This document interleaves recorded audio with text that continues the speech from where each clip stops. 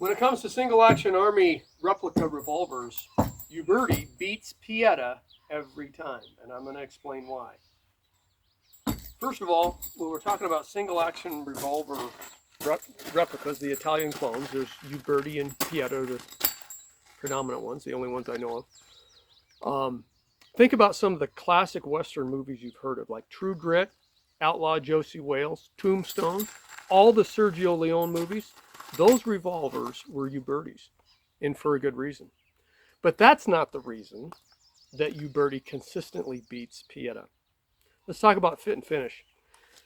A Uberti has really unmatched fit and finish to look very much like a first generation Colt single action Army. The real wood grips, the way they fit the frame, the cylinder notches and leads. Now in this gun, I'll have to add a caveat. This is a custom gun. I've done work on the cylinder here. So Uberti doesn't look like this from the factory, neither does the Pietta.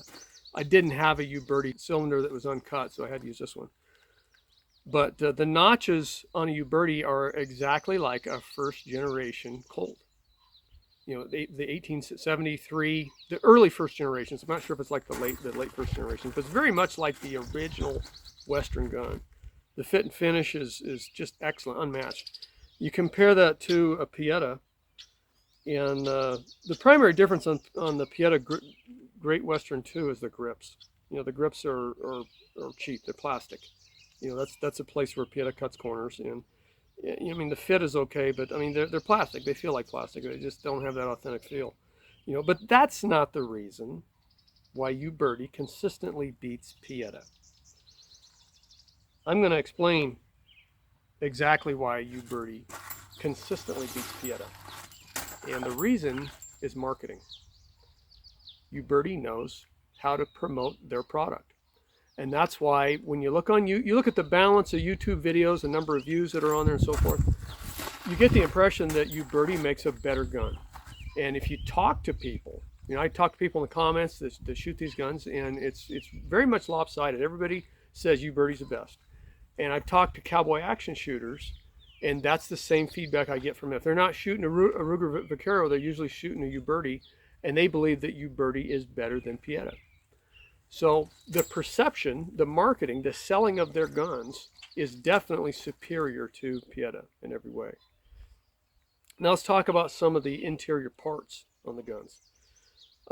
That's where I think Pietta takes the advantage when it comes to the interior of the gun.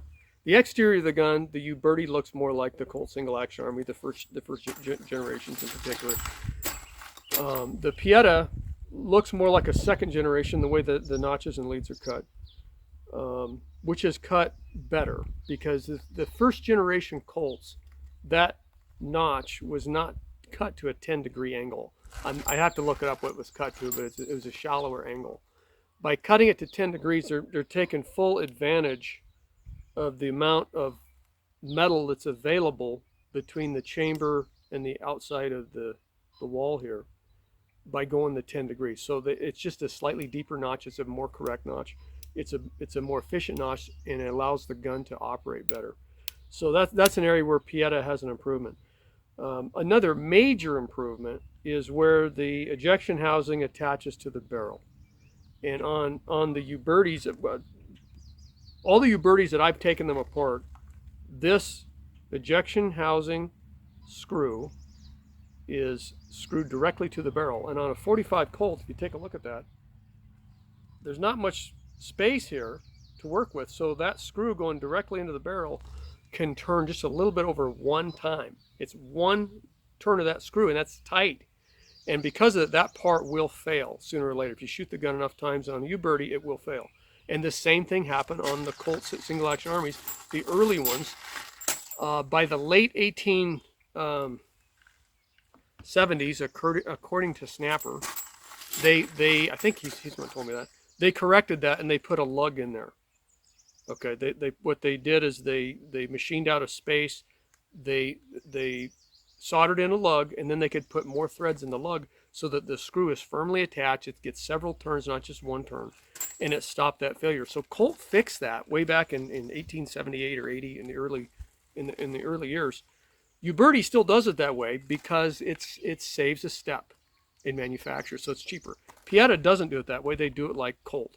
And so every one of these that I've ever opened up, the screw has been into a lug. And that's a major thing because that's going to fail sooner or later. When it comes to the timing of the actions, you know, the way that the bolt has to drop at just the right moment and then come back up at just the right moment. The hand has to engage to rotate the cylinder to the next chamber properly. Pietta does that the best, no doubt about it. And because of that, their action can be lighter. They put a lighter mainspring. The action is much lighter than a Uberti. Now this Uberti, like I said, this is a race gun that I did work on myself, and so it's as smooth as a Pietta, you know. But the stock Ubertis, the action is always much heavier. If you go in the store and just compare them side by side, so the Piettas have better actions. They're better made. The parts are properly hardened. The bolt arm in particular, where it rides on the cam, it's a wear part because it has to slip repeatedly over that cam to reset every time. If the bolt arm isn't hard enough, that will wear down. In so many thousand rounds, it will wear down, and then the bolt will start dropping earlier and earlier and earlier. You can't fix it. You got to put a new bolt on. You could probably adjust it one time. After that, you got to replace the bolt. In the Ubertis I've had, it is a wear part. In Piettas, the bolt arms as well as the other internal parts, the hand and everything, it's hardened perfectly. It's very hard. It's hard to work on. It's hard to machine it. It's not so hard that it's brittle, but it doesn't wear down. So the Pietta parts, my experience with these, and if you've watched my channel, you know that I know what I'm talking about when it comes to how these guns work and how to get them to perform at a high level, and I am hard on them. And the Pietta parts perform a lot better.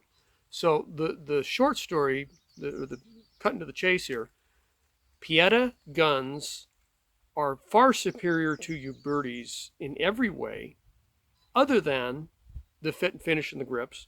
And even then, it's a slight advantage to me that Uberti has. Uberti looks, if you're just buying a safe queen or wall hanger, Uberti's the way to go if you're not going to shoot it, because they do look more like the Colt single action army. But if you're buying a gun to shoot, and shoot a lot like I do, you're going to want to go with Pietta. And it's unfortunate that Uberti consistently beats them in marketing, because that's what they do.